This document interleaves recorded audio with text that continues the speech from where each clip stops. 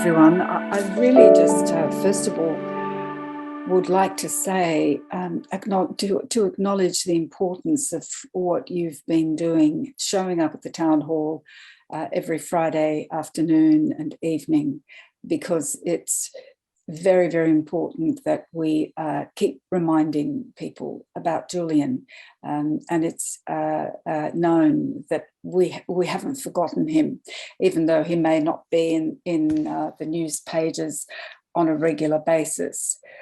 My name is Mary Kostakidis. I'm a journalist, and I presented SBS World News for 2 decades. During that time, it became very clear to me the danger that people who reveal information to journalists expose themselves to, and the importance of protecting their anonymity.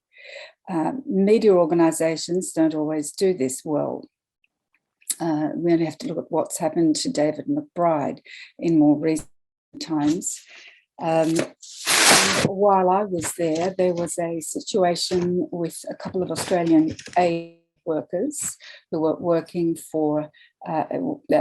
in a war zone, but were working for a NATO country who was the enemy alliance. One of the things that became, when it comes to the crunch, media organisations are very quick to give up their sources, as they did in this case. The source was a person who spoke to me, and because it's the editor, the managing director has responsibility as editor of a news organisation, I had to reveal the name of the source, and that information went straight to the government.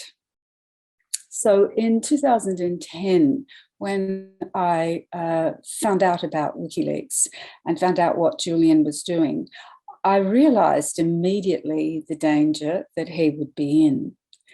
And in 2011, Professor Stuart Rees and I, he had been the founder of the Sydney Peace Foundation, and at the time I was the chair. We travelled to London while he was under house arrest and could leave for a small time each day, a small period each day. And he came to the Frontline Club, and we presented him with the Sydney Peace Prize medal for his courage and determination to reveal the truth. And to protect, in doing so, protect human rights and champion press freedom. Julian today turns 50, and it's quite remarkable that 11 years later, he's still in arbitrary detention. He is a journalist, an editor, and a publisher. And he has no place in Belmarsh prison.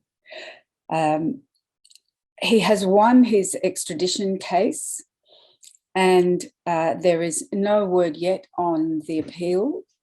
It could be a very, very long process still.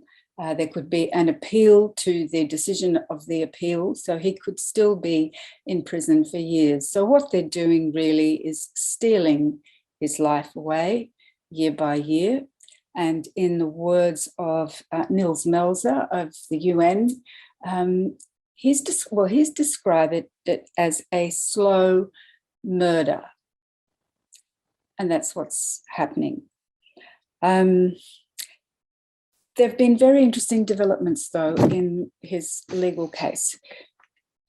Weeks before the extradition hearing, the US served a second superseding indictment. And the only difference in this indictment was that they tried to beef up the hacking charge so that it doesn't appear to be a First Amendment case. This isn't about a journalist, it's about someone who's a hacker. They weren't successful in obtaining that kind of evidence from Chelsea Manning.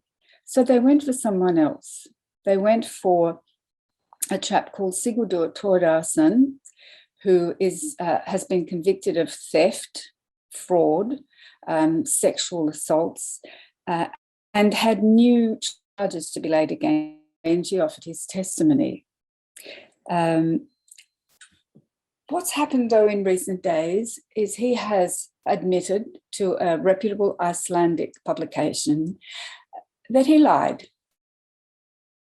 So the case against Julian is in tatters. The US case is in tatters. Unfortunately, other than Democracy Now!, it hasn't been covered in the mainstream media. And I don't know that Democracy Now!'s mainstream media, but in any case, it has a large viewership. The mainstream media are often slow to respond to developments in Julian's case. Of course, they were all there when he was dragged out of the embassy. As Scott Ludlam reminded us yesterday, he led every single bulletin all over the world. But in this case, where we're still waiting on word of an appeal, and the US case has fallen apart, and it's a huge embarrassment to the United States. But of course, it has to be in the media, and the public have to be. Large numbers of the public have to be aware of it, and that is yet to happen. In Australia, it's extraordinary that our Prime Minister, Scott Morrison, and our Foreign Minister, Marise Payne, have no interest other than in assisting the US and the UK to keep Julian in prison, and for him to, as the Prime Minister said, face the music. And the music is a steel shoebox in the United States, where he would be in solitary for as long as he were alive. Now, as we know, the extradition case was lost on the basis that Julian has autism, he has other health issues, and he would not survive in that environment, and it is quite likely that he would kill himself. That's, it's a pretty dire situation. However, I think the wonderful thing is that today we have far more support around the world for Julian. Most big media organisations have come out against the extradition. Parliamentary groups all over the world are making representations, civil liberties groups, press freedom groups. We are fortunate today that the Deputy Prime Minister, Barnaby Joyce, is a huge supporter of dropping the charges against Julian, and the basis of his support is that it is a sovereignty issue. They have no job in arresting an Australian citizen in the UK, in a second country, because a third country wants to extradite him, to prosecute him under a domestic law when he has not broken any law and was not in that country. I hope that in the coming days and weeks, that in addition to everyone thinking about COVID and arguing about what we're doing and whether we're doing the right thing, because that's taking up so much airspace, that the Deputy Prime Minister will be able to turn his mind to this. A number of representations to him have been made, and I'm sure that will continue. I think it's very, very important that we and all our friends and family and contacts on social media continue to take action, that we ring the Deputy Prime Minister's electoral office, that we call his office in Canberra, that we email him, that we continue to email Marise Payne, the Prime Minister. But also, I think it's very, very important to extend the campaign to the United States.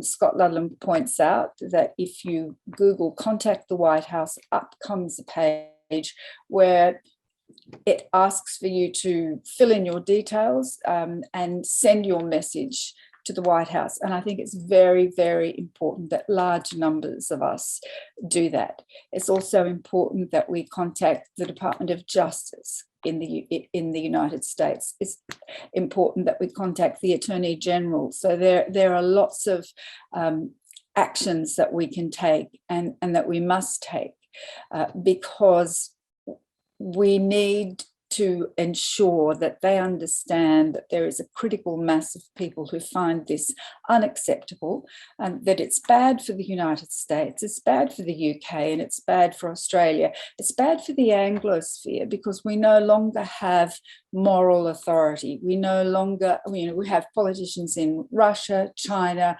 Azerbaijan saying, "Don't lecture us. You've had a publisher in jail for years." So the leaders of the Anglosphere need to be able to manage their need to control the narrative in a different way because we're democracies. We're supposed to be democracies. So I just want to finish by saying it's wonderful to see the faces of people that have been there for a very, very long time. And I know how important it is to Julian and to his family that we are all there and that we're continuing to take action to support him. And I just want to thank you for that. Thank you, Mary. That was wonderful. Well said. Actually, Mark is on the line at the moment.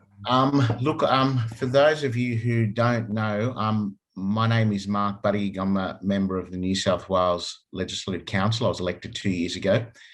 I guess I came to this cause largely as a byproduct of my wife, who was a long-time supporter of the Support Assange group. We actually visited Julian in the British Embassy back in 2014, and of course, at that stage, he'd already been in asylum in the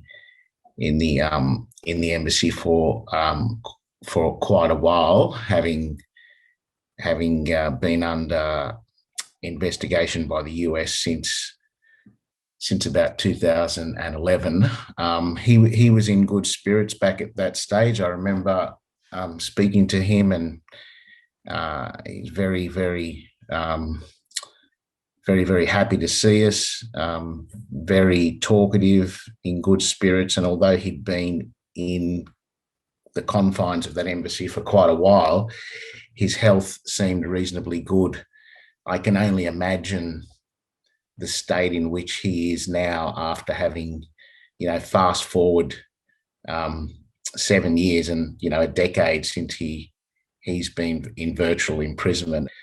The toll, the mental toll, let alone the physical toll that would take on someone, I think it's testament to his character and his moral fibre that he's been able to survive this long, to be honest. And it's something we should never forget, because it's one thing to advocate for the release based on a philosophical cause, which we all agree on, but it's also the personal toll that it's taken on him as a human being.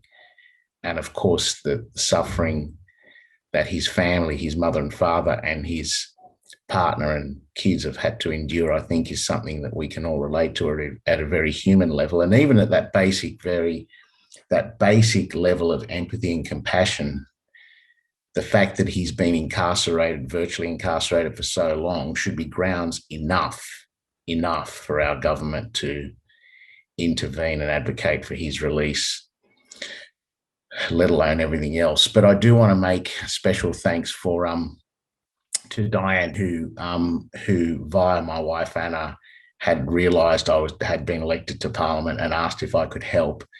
And I have to apologise for not trying to do something on this earlier in the piece, but we've had our hands quite full, being a relatively new parliamentarian. I've got to say to you, for what it's worth, there is quite a degree of support amongst my colleagues at the state parliamentary level, and I have to say from all sides of politics, that is Liberal Party politicians at the state level, Labor, which is obviously my party, and the crossbenchers. I'm talking about obviously the Greens, Animal Justice, and the shooters, fishers and farmers, and it has to be said, One Nation too. So part of what I would like to do coming out of this is to corral that support and get a bit more vocal around the issue. As Mary pointed out,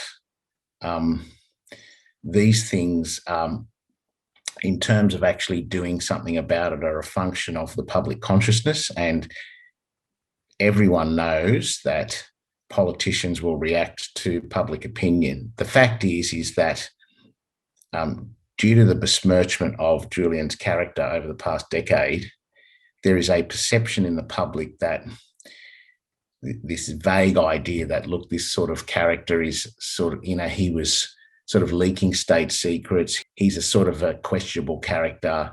So therefore, the amount of sympathy has been attenuated. And I think that's, of recent times, it's starting to turn around, because if you look at this from its inception, what it has been from day one is pure and simple a political reprisal exercise. That video, which was released back in 2010 by WikiLeaks, the infamous video of the Apache helicopter missile attack, which killed innocent civilians and journalists, was a major embarrassment for the United States. And they have been after Julian ever since. And everything in its wake is a byproduct of a desire to suppress that sort of publishing of material to embarrass a major state superpower like the US. It's pure and simple. And even at a very superficial analysis of the events that have happened since, would tell even the most lay person, once they zero in on it, how contrived it's been. And from day one, there have been legal pretexts to try and ascertain that extradition. We all remember the infamous sexual misconduct allegations coming out of Sweden, which was an attempt to extradite Julian to Sweden and then in turn have that extradition to the US, where he would be punished. Then, of course, there was the focus was put back on to the contemporary pretext, the legal pretext, which Mary touched on, which is about trying to establish a proactive attempt to hack into computers. So pivoting the argument away from suppression of free speech to a proactive attempt by WikiLeaks, and in particular at the behest of Julian, to try and hack computers. And of course, as Mary pointed out, the case has now fallen apart because this dubious character, Sigurdur Thordarson, has now come clean and admitted that he was under no such direction from Julian, and his questionable past has now come to light, so that witness is no longer credible.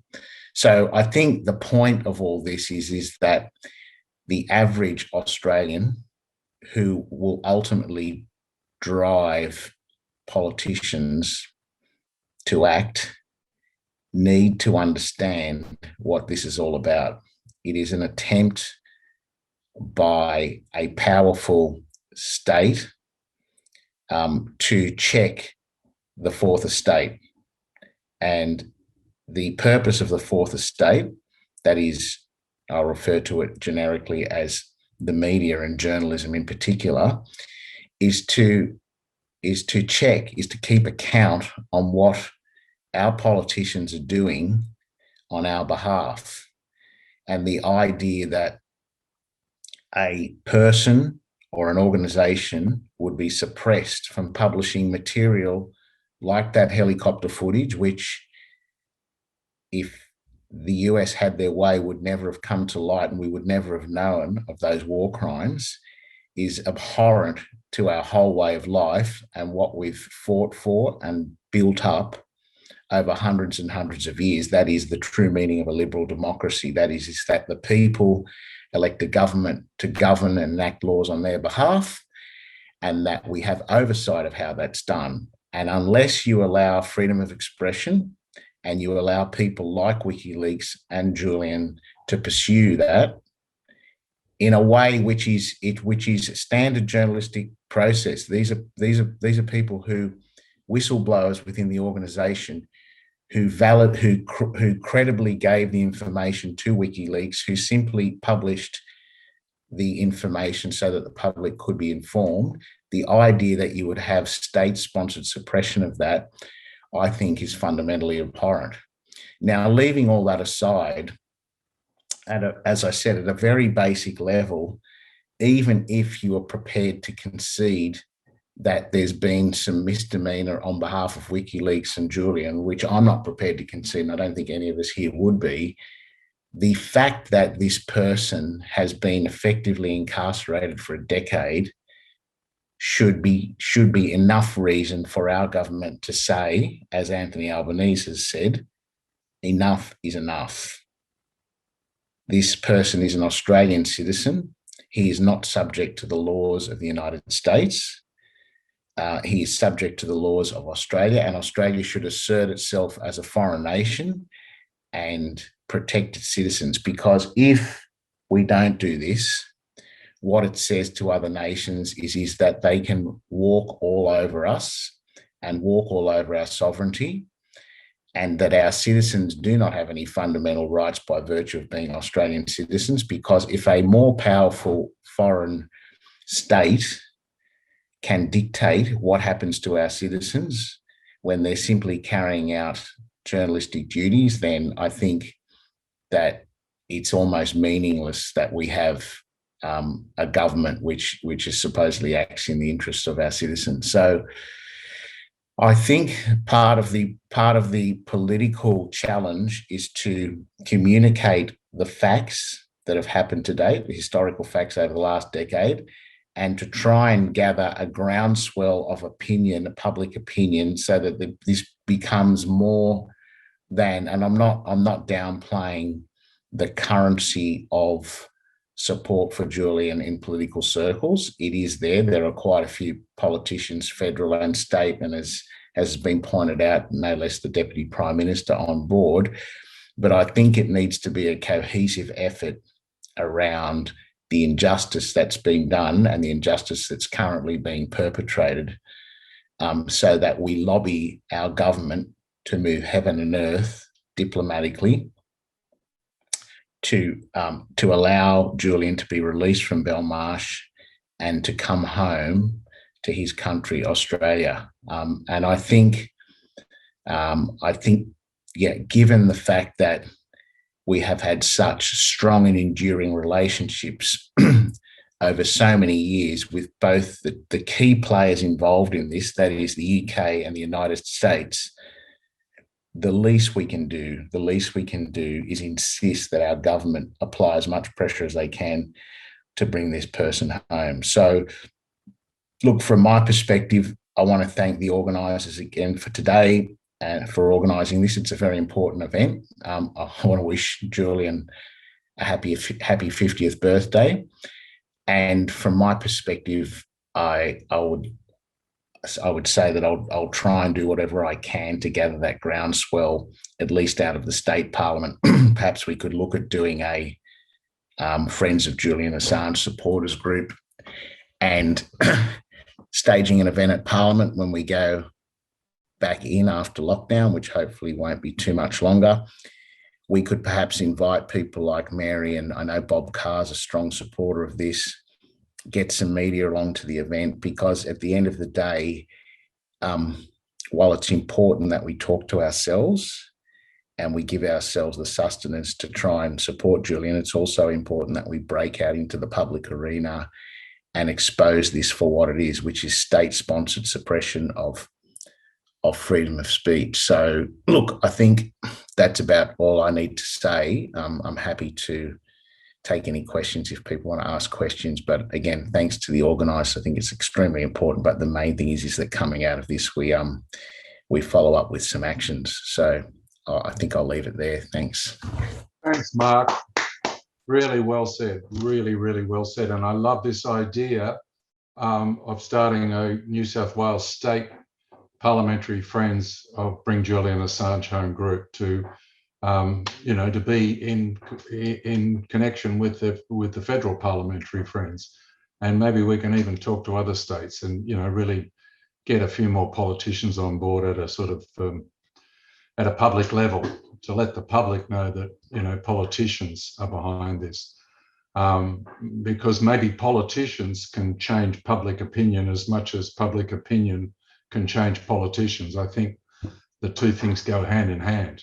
I think the lack of support from politicians and the media has been largely the problem with Julian's character assassination. The silence from the media and the silence from our politicians, I think, has compounded this problem. Hi, everybody. Yeah, this is Hellen and George, and you're now part of the Hellen and George show. Behind me is the portrait I did of Julian. First, I worked on it with him in the embassy and then finished this one in Jalalabad, Afghanistan. For us, it's not just talking about Julian from the safety of a coffee table, but I took this painting around in a rickshaw in Jalalabad, and everyone cheered because they saw Julian as a true hero in Afghanistan. And we're about to see the Americans withdraw. And anyone who thinks that the Americans went in there to liberate women are nuts. They went in there because George Bush wanted to prove he could retaliate against 9/11. And the reason I started supporting Julian was when Collateral Murder came out, because I'd worked in Iraq and I saw all my life, a lot of my life, I've seen the brutality of the American war machine. And I can't understand why Australia follows America into war after war. Like, there were no weapons of mass destruction. Saddam Hussein had nothing to do with 9/11, and yet they went in there and all those people were killed. And the same things happened in Jalalabad. And I've been just very, very disappointed with Labor. It's nice to see some of them coming on board now. Yeah. But Bob Carr was the guy that was Minister for Foreign Affairs when Julian first went at the embassy, and nothing happened. Labor had their chance. Julia Gillard could have done something. Exactly. No, they've done nothing. So, it's easy for them to sort of make these speeches and try and win over the left, but they've got to do a lot more than that if they're going to impress George Gittoes and Helen Rose. That's right. And so we love you, Julian, and sadly it's too windy for the candles have gone out, but our flame for you is still going in our hearts, and we'll be heading back to Afghanistan soon and doing this kind of work. So for us to come out and support Julian, it's dangerous because the same people that are keeping him in jail don't like what we're doing. And I think, Helen, you've got a song, Helen. Yeah, I'm going to sing a song. We've sung it before. It's incredibly appropriate for Julian. It was written initially for Dr. Martin Luther King, a great advocate and fighter who put his life on the line for civil rights, human rights, and Julian's doing the same thing. So I'm not going to sing the whole song. It's a very long song, but I just chose these poignant words, especially for you today, Julian Assange, my friend and one of my heroes. So here it is. And also your family, those kids and your partner. Okay, here it is. Happy birthday. Happy birthday, Julian. You know it doesn't make much sense. There ought to be a law against anyone who takes offense at a day in your celebration. 'Cause we all know in our minds that there ought to be a time that we can set aside just to show how much we love you. And I'm sure you would agree it couldn't fit more perfectly than to have a world party on the day you came to me. Happy birthday to you. Happy birthday to you. Happy birthday. Happy birthday to you. Julian Assange. Happy birthday. Happy birthday to you. Yeah, Julian's a worry. You know, in all these American movies, you see them shooting guns and fighting and kicking everything. But to take on City Hall, to take on the establishment the way he does, he's a modern Ned Kelly. And we love you, Julian. And please get out of there soon. We're sending all of our best wishes and all the power that we have to get you out. Yeah, we love you, Julian. It's great. Peace, man. There is one last thing. I have created this very short song. So this is a premiere, you know. This is a world premiere. I'm calling it Canary in a Coal Mine. Canary in a coal mine, canary in a cage, collateral camouflage. Free Julian Assange. Canary in a coal mine, canary in a cage, collateral camouflage. Free Julian Assange. Yeah, Free Julian. I'm going to put a whole track together for that. So anyway, cheers. Thank you. Wonderful, beautiful, gorgeous. Thank you, Helen Rose and George Gittoes. Wonderful, wonderful stuff. Thank you very, very much. Never forget the Awesome. voice. Awesome. Thank you. Okay, lots of love, everybody. We love you, everyone that's involved in this. We're with you in solidarity. Let's just keep fighting. Yeah, We've got to, absolutely. Yeah, you know, we've got to make our politicians act. we can't just be Cook's Restaurant, you know. We've got to do more than just be a place for tourists. We've got to be a country that can be the smart country, and Julian certainly is one of the smartest of the smarts, and we need him. Thank you. Bye, everybody. Thank you both. Thank you. Cheers. I'd like to welcome Dr. Alison Broinowski, AM, Acting President of the Australians for War Powers Reform.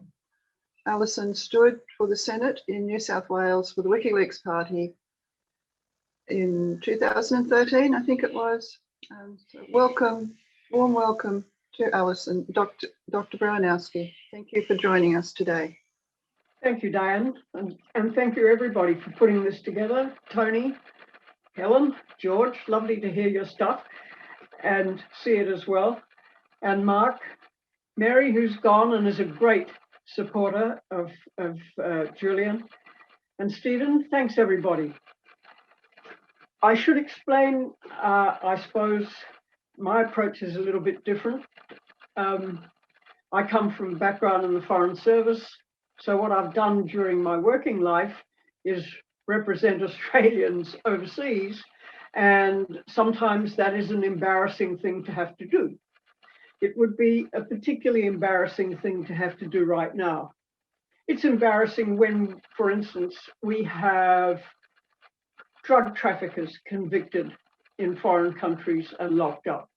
It's embarrassing when we have people who do crimes like murder and pedophilia and get locked up. It's embarrassing when we have people who are accused of espionage in other countries and get locked up. But in all those cases, the Australian government routinely sends us, diplomats abroad, orders to get busy and go and represent these people, make sure they're all right, do the very best we can with the government of the country where they are to get them out. Whether or not they've broken the rules, the laws of that country or not, we represent them because they're Australians. The Australian government, after a lot of fiddling around, did its level best eventually to get David Hicks out of Guantanamo Bay. John Howard did that. He did that because of political pressure and because he was facing an election that he was about to lose. The Australian government got Mamdouh Habib similarly out of American prisons, where he'd been tortured, where he'd been rendered. Got him back, paid him money and told him to shut up. The Australian government gave up prosecuting Dr. Hanif, a young Indian-based doctor in Brisbane, who had done nothing, but was accused by the British police and believed by the Australian Federal Police to have been involved in some form of terrorist plot. The Australian government did its level best and paid off at least two of those people quite handsomely. For Julian, who is guilty of nothing and accused of nothing, the only thing he's ever been found guilty of is breaching bail in the United Kingdom, for which he has now done years and years cumulatively in incarceration. For Julian, the Australian government has done nothing, less than nothing, because we have been silent throughout all of that time. If our ministers and politicians were in fact backing the false narratives that have been circulated about Julian. On both sides of politics, in the major parties, Julian's reputation has been trashed. He has been called all sorts of names. The assumption of his innocence has never been cited.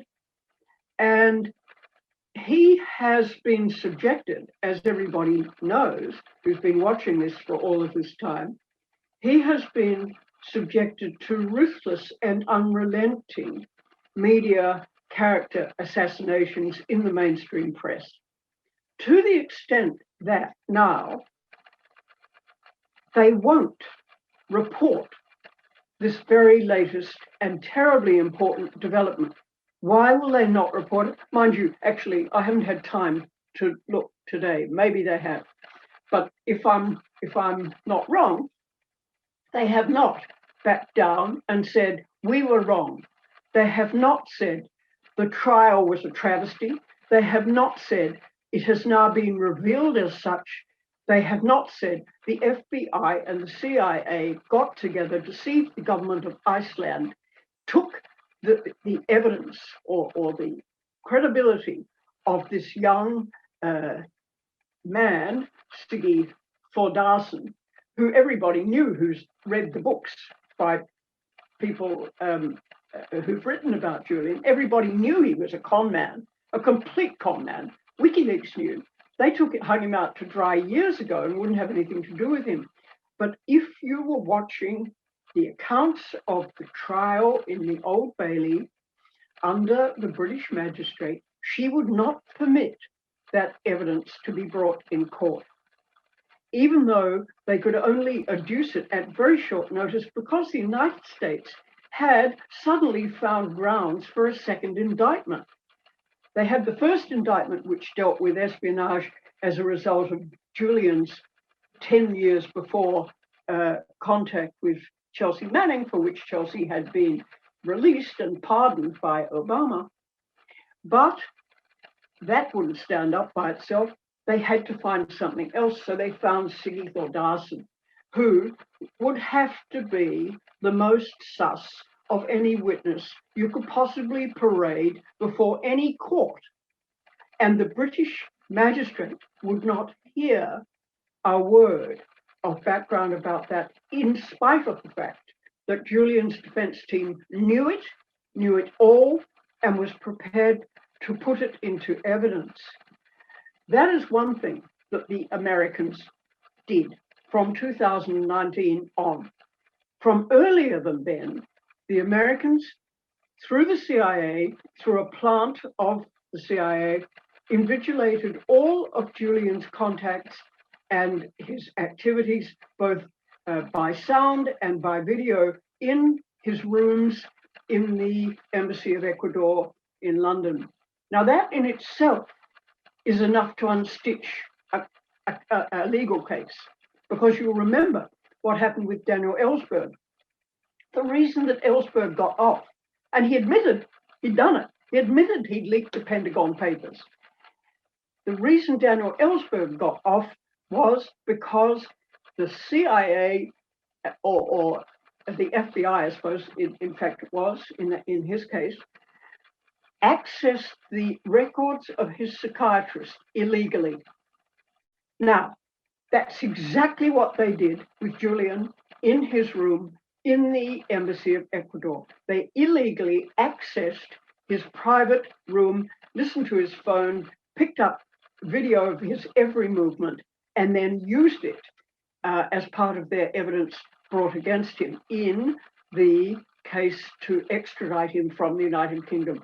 The United Kingdom has behaved, if anything, more supinely than Australia, and that's saying quite a lot. The British legal system has been traduced as a result of this. They are going to have to eat heaps of humble pie, and I'm waiting to see them do it. The Americans are going to have to eat their hat because of what they've done and what they've said. But some of my colleagues in this cause, including Greg Barnes, a SC from Tasmania, who's a great supporter of Julian's, actually doubt that they will. They should, but he doubts that they will. Why? Because they will find something, some way to cover up their own culpability and what they've done and get away with it once again if they can. Because they can, because they've got Julian where they want him, and Julian is in between a rock and a hard place. Now, that is where the Australian government ought to be stepping in and doing what it has done for all sorts of other people who were actually guilty of all kinds of things, which Julian is not. Why will the Australian government not do this? I'm happy to hear from our colleague that he is prepared to get going on this in New South Wales, but unfortunately the state government in New South Wales has got precious little influence with what happens to Australians overseas. He can perhaps bring a bit of influence in his own party, and I hope he will. But the main thing is for the federal government, and we've had some encouraging noises out of leader of the opposition, for the federal government to get onto it quickly now, and I'll explain why quickly in a moment.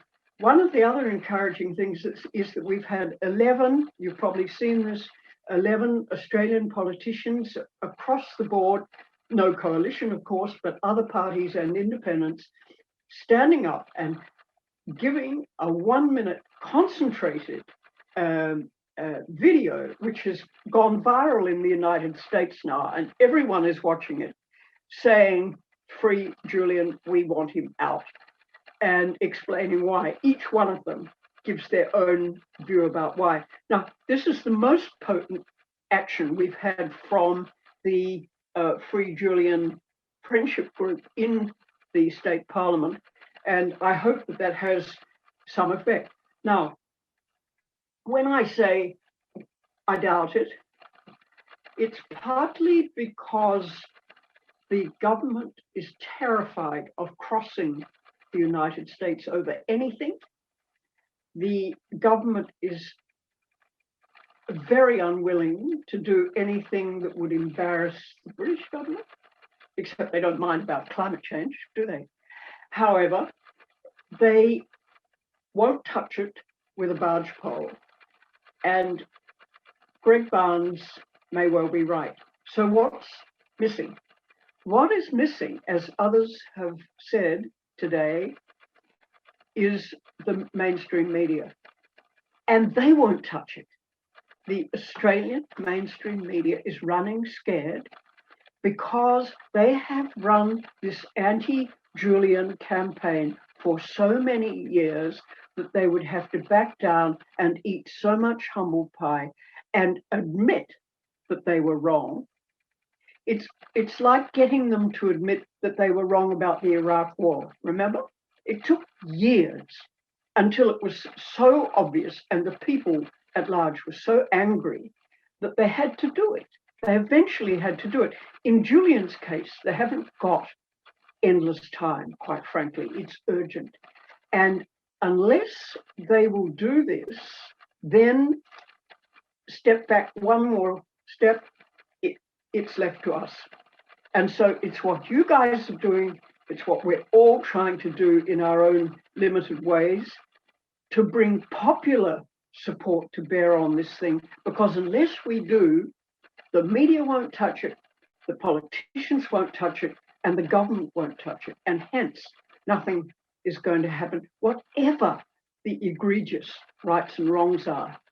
The thing I would love to see happen, I just hope and hope will happen, is that the United States, with the new administration under Biden, which has got relatively clean hands on this so far, in spite of what Biden said in the past about Julian, if the new administration in the United States says, as Albanese has said, enough is enough, what's this guy doing here?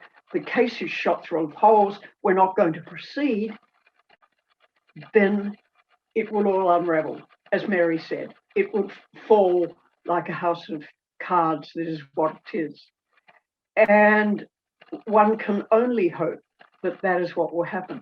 But it's a pious hope, because the FBI, the CIA, the various people whose careers have been defined by this thing are still sitting there. Now, one final point. Here we are in Australia going on and on about possible war crimes committed in Afghanistan and possibly elsewhere. We're not even talking about elsewhere. The whole of the war in Afghanistan and in Iraq and in Syria was and is a war crime. Okay? It's not what people did there.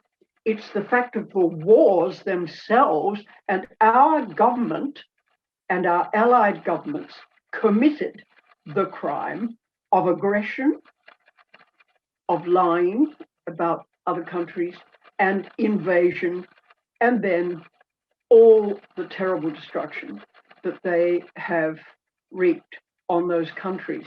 So that's why they are so terrified of what may come out of the Ben Roberts-Smith case, the, well, I won't go on to name other names just now, but all what they are afraid of is that it's going to reveal that the crime is theirs. So precisely the same problem is what they face with Julian.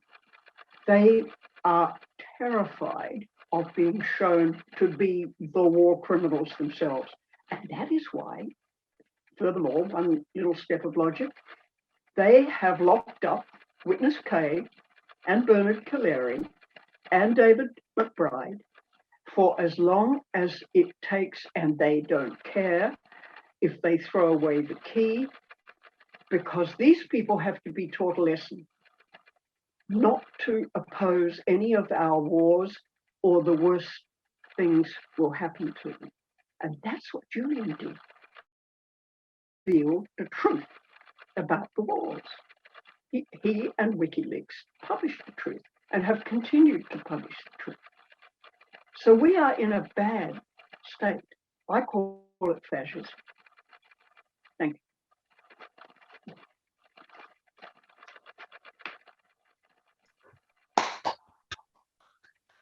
Thank you, Alison. Beautifully put, beautifully put. You know, I personally will not rest until I see these war criminals locked up. It's not just getting Julian out of jail that concerns me. It's getting the real criminals in his place, in solitary confinement. That's what I'd like to see. That's why we should keep Guantanamo Bay open. Yeah, for them. Absolutely. Good idea. I don't actually believe that we're in a dire situation. Because of Julian, we now have the truth. And having the truth is better than not having the truth. And now that we have the truth, and the truth is spreading, the truth isn't going to climb back into its box. The truth is going to spread around the world. And as it gains momentum, it will grow at an exponential rate. And those sitting on the fence have to decide which side of the fence they're going to jump onto. And if they don't jump onto the right side of the fence, they'll be caught up in the mess. And I think they're starting to get that message. And I think that's why we're seeing people come onto Julian's side.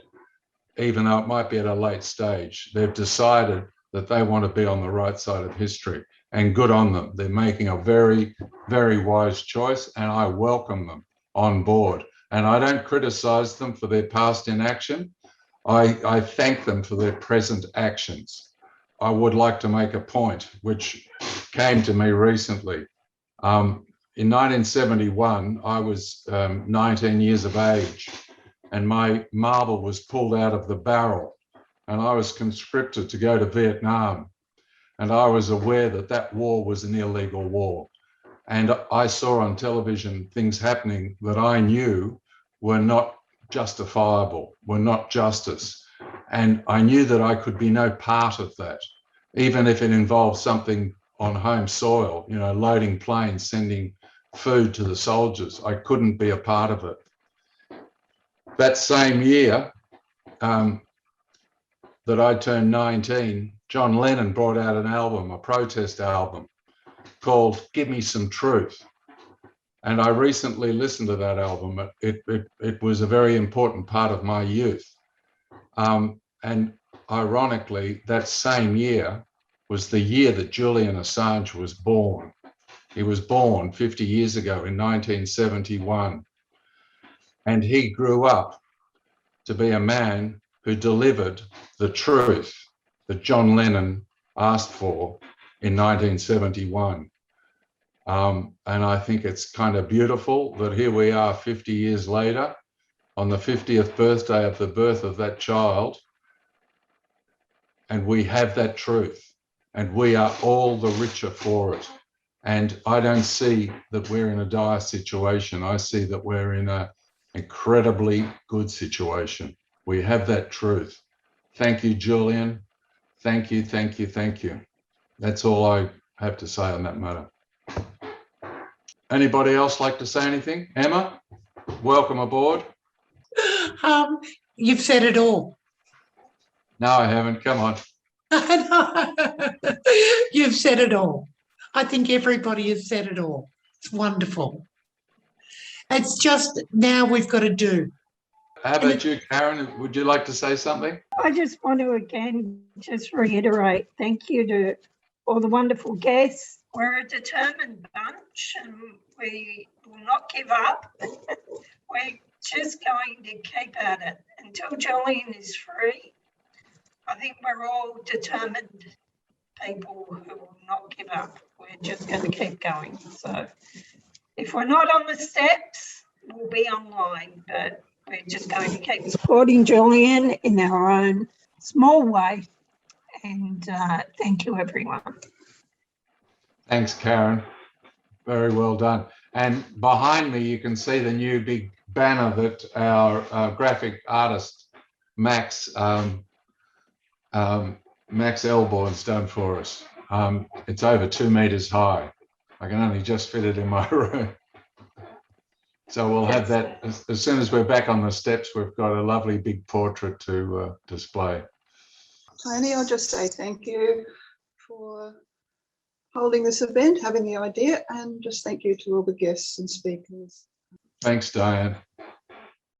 Mark, anything to add or any questions or? Oh, look, the only thing I would say, Tony, is that there is nothing wrong with critical reflection. I mean, political parties are, at the end of the day, inherently conservative institutions, as much as we might not want them to be. They are part of a power structure, and sometimes it takes longer than we would like, but I can assure you there are good people in them who don't always agree with the public pronouncement or the lack of public pronouncements. So this has been a long time coming, and I think, as unfortunate and unjust as it is, its time has come, and now that the groundswell's there, we just need to keep it going. So I didn't want to. I don't have an issue with people being critical of my party or anyone in it. It's what makes us stronger as a party. So there's no issue whatsoever from my point of view. The truth is we could have done more and should have done more, but as you point out, let's move forward now and try and build on the momentum. Oh, look, Mark, in reflection, we all could have started earlier. I mean, We only started 84 weeks ago. We should have started, 184 weeks ago or 484 weeks ago. I mean, we can all do more, but what's important, look, I'm talking about my personal philosophy. What's important to me is what you do today, now. That's what's really important. We all make mistakes in the past. We've all made mistakes. None of us are perfect. And that goes for political parties, and they have inertia. I mean, any organization has inertia, and big organizations have a lot of inertia. But it's good to see that inertia has been overcome. And the fact that that the Labor Party as a whole have voted at the triennial conference to come out in support of Julian Assange is in itself putting enormous pressure on Scott Morrison. And the fact that now one of his members, Bridget Archer, has joined the Federal Parliamentary Friends of the Bring Julian Assange Home group. She's the first and only Liberal member of that group. Will in itself be putting enormous pressure on Scott Morrison. So, we could criticise Bridget Archer for not coming out earlier, but there's no way I'm going to do that. I praise glory to her. I wax lyrical about her on the steps of the town hall, because that's a huge thing, and I want that message to go out. I want Scott Morrison to hear that message, and I want every Australian Liberal voter to hear that message. I think it's important. So that's kind of my new direction with this thing. I've stopped criticising the complicit ones, the silent complicit ones, and I've started to wholeheartedly praise the brave, outspoken supporters. And I feel better at the end of every Friday when I go home on Friday night after the thing. I feel lighter and better and more positive about a positive outcome for this thing. And like Julian's father, John Shipton, I am very confident that we are winning this. Very, very confident. And I would not like to be on the other side of the fence. I'd be getting extremely nervous. If I was in Scott Morrison's shoes now, I would be quaking in my boots. So, good luck to him at the next election. But, quite frankly, I don't think he's got a snowflake's chance in hell. And I noticed the ACTU have come out in support of Julian too, which is a wonderful thing. We've got the Pope of the Roman Catholic Church sending in messages. I mean, there's a lot of heavy hitters that are turning around and getting behind Julian Assange because they know that the right side of history is to be on Julian's side. I sent a speech through to you.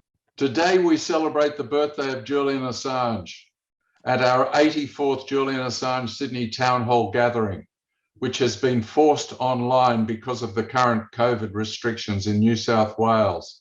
Julian Assange Sydney Town Hall gatherings are committed to truthfully raising awareness about the unjust treatment of Julian Assange.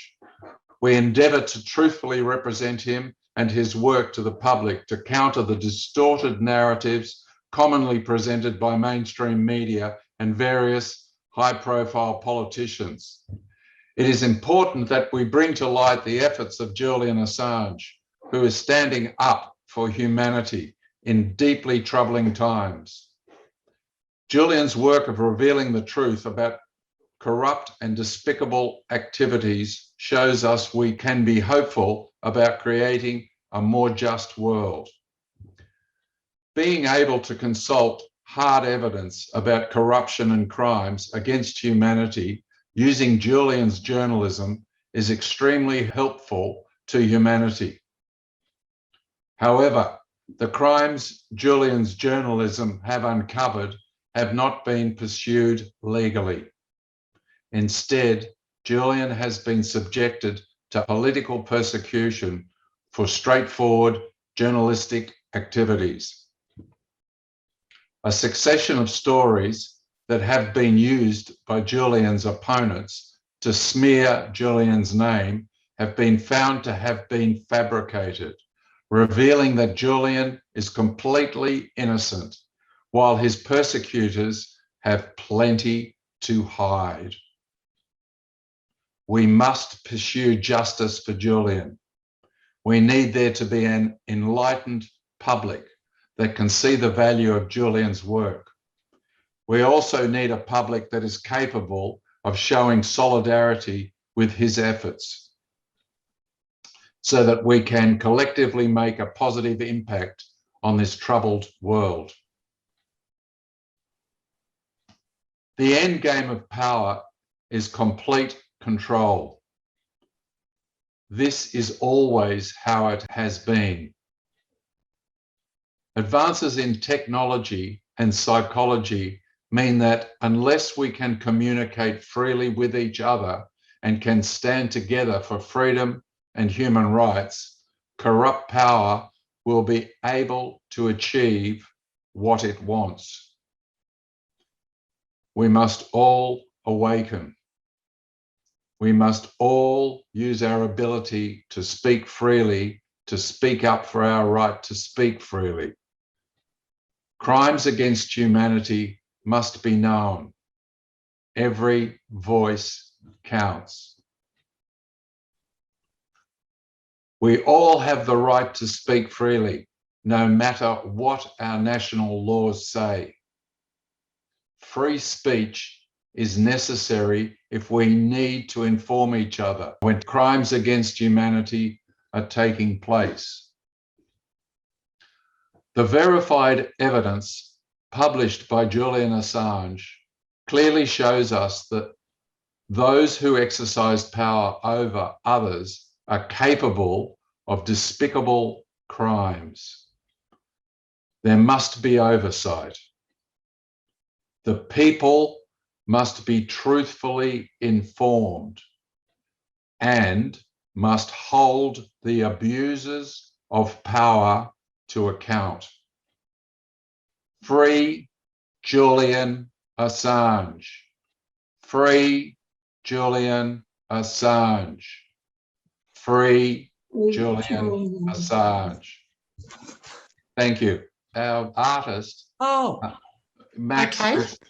he wants to actually paint.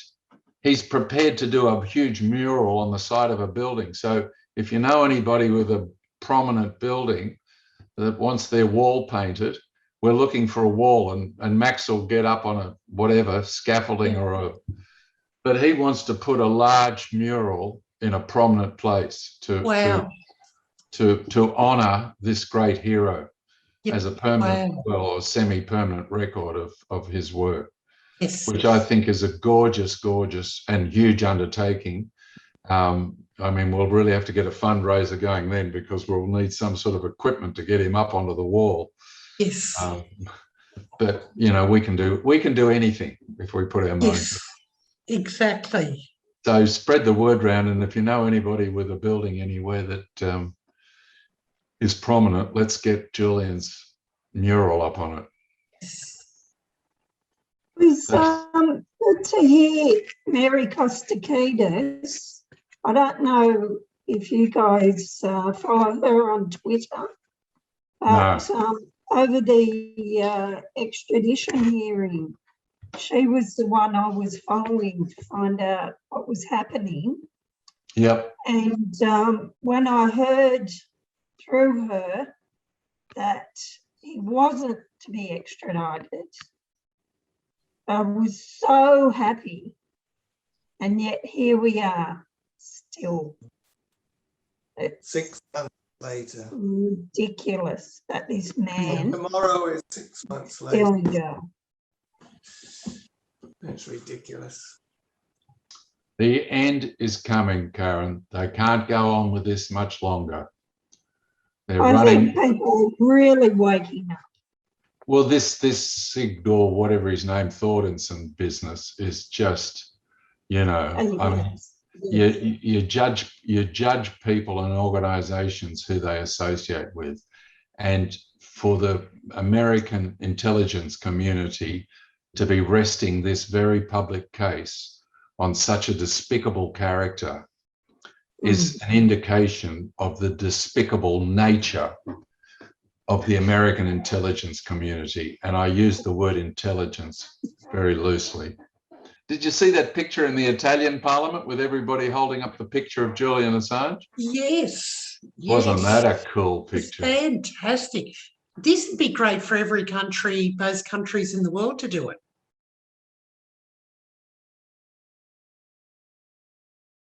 Happy birthday! Happy birthday, Julian! Happy birthday! Happy birthday, Julian! Happy birthday, Julian! Happy birthday, Julian! Happy birthday from Sydney Town Hall! Hey, Julian. Happy birthday from Sydney, Julian. We are all Assange.